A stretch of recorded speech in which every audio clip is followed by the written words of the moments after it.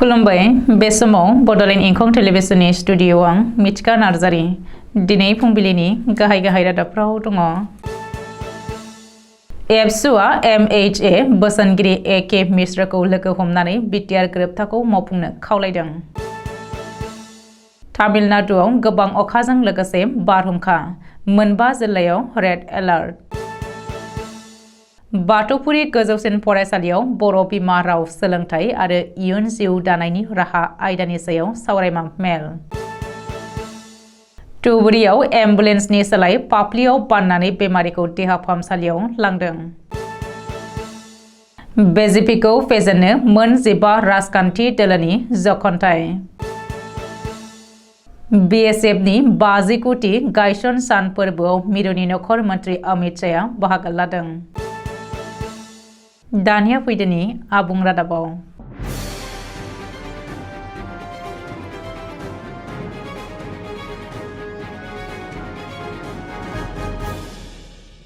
गोदान दिल्लीनि नर्थ ब्लकआव मिरुनि नखर बिफाननि बोसोनगिरि आजिरा मोननाय IPS अफिसार AK मिश्रखौ लोगो हमनानै बिटिआर गोरोबथानि दफाफोरखौ थाबैनो मावफुंनांगौनि सायाव गुवारै सावरायबावदों दुलाराय बर' फरायसा आफादा। शुक्रबारखालि दुलाराय बर' फरायसा आफादनि आफादगिरि दिपेन बर'नि दैदेननायाव एबसुनिफ्राय फारियै बोसोनगिरि खुंख्रा सोरगियारि, लोगो आफादगिरि खोरोमदाव औवारि, रोमदोन बसुमतारी, गाहाय नेहाथारि कनिन्द्र बसुमतारी आरो नेहाथारि आनन्द दैमारिमोना बे सावरायनायाव बाहागो लादोंमोन।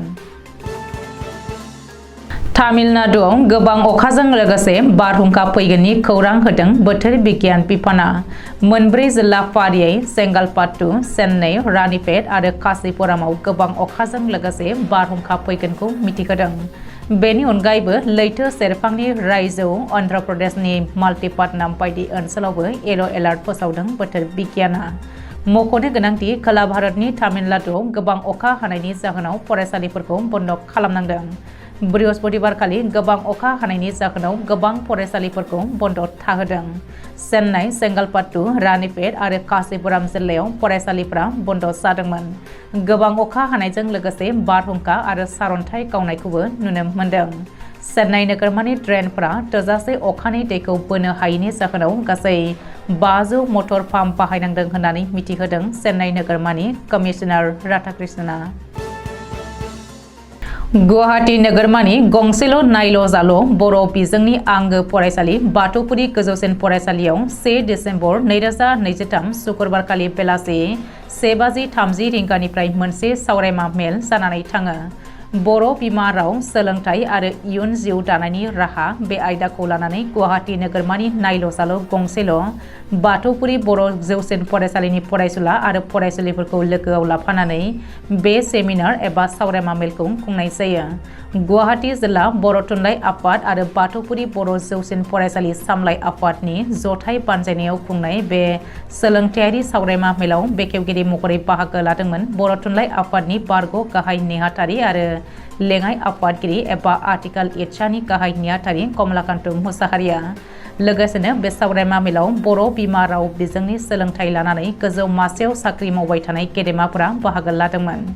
गोदान दिल्ली जवाहरलाल नेहरू मुलुगसोलोंसालिनि प्रफेसर डक्टर निराला रामसियारि, आसाम सरकारनि आयुर्वेदिक फरायसालिमा जालुकबारिनि प्रफेसर डक्टर खगेन बसुमतारी, गुवाहाटी मुलुगसोलोंसालिनि बटानि बिफाननि professor doctor Diganta Narzary, Bineswar Brahma engineering फरायसालिमानि गोरायुं डक्टर कमल कुमार ब्रह्म आरो आसाम सरकारनि joint commissioner taxes Puleswar Basumatary, Guwahati Boro' एस'सिएशननि मावफुं आफादगिरि आरो LICनि आजिरा मोननाय गोजौ मावख'गिरि अरबिन्द स्वर्गियारिमोना बाहागो लादोंमोन। जाय समाव भारतआ अखाफोराव आगान हैनो हाबाय आरो सोरखारा जौगानायनि दल दामगासिनो बे समावनो धुबुरी जिल्लायाव सर ओनसोलनि निखावरि नखरा बेमारिखौ फाफ्लियाव बाननानै देहा फाहामसालियाव लांनायखौ नुनो मोन्दों। मख'नो गोनांदि धुबुरी जिल्लानि सर ओनसोलाव दासिमबो मटर गारि एबा हान्थिग्रा लामाफोरा दासिमबो जोबोद गाज्रि हालोदाव दङ। पुलकाकाता सर, पसार सर, मुटाकावा सर, मुहुरिर सर ओनसोलफोरा आथिखालाव हान्थिग्रा लामाफोरनि आंखाल जानानै दङ। खरसा आसामनि डिब्रुगड़ जिल्ला लाइब्रेरि कनफारेन्स हलाव शुक्रबारखालि मोन 15 राजखान्थि दोलोजों दाजानाय आसाम इउनाइटेड अपोजिशन फरामआ गोहोआव थानाय BJP दोलो एबा NDA खौ फैगौ लकसभा बिसायख'थियाव फेजेननो थाखाय सावरायनो मोनसे जखनथाय जदों।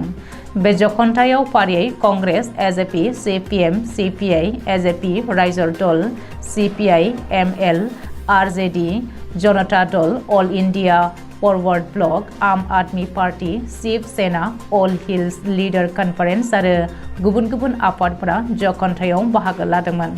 मख'नो गोनांदि आसामाव आसाम इउनाइटेड अपोजिशन फोराम आरो भारत नाङै इन्डियान नेशनेल डेभेलपमेन्ट इनक्लुसिव एलायन्स एबा सुंद'यै इन्डियाया बे खेबाव BJP एबा NDA जों पेर पार्टिनो सिगांबोदों। मिरुनि नखर मन्त्रि अमित शाहआ शुक्रबारखालि BSF नि 50 गायसन सान फोरबो खुंनायाव गाहाय आलासि महरै बाहागो लानानै BSF नि मावलांनाय हाबाफोरखौ बाख्नायदों। आथिखालाव पाकिस्ताननि सिमा आरो बांलादेशनि सिमा रैखाथि होनायनि बिबाना BSF नि आखायाव दङ आरो बे गेदेर बिबानखौ BSF आनो रुजुननानै दङ। BSF आ आथिखालाव गासै 2290 किल'मिटार गोलाव सिमाखौ रैखाथि होबोगासिनो दङ आरो सुथुरखौ होबथागासिनो दङ। झारखन्डनि हजबिरा ट्रेनिं सेन्टाराव खुंनाय बे 50 गायसन साननि फोरबोआव मिरुनि नखर मन्त्रि अमित शाहआ मार्च पास्ट पेरेडनि सालामि लानानै गावखौनो जोबोद गोजोननाय मोन्दों होननानै फोरमायथिदों। दिनै फुंबिलिनि रादाबा एसेनोसै। गोजोन्थों।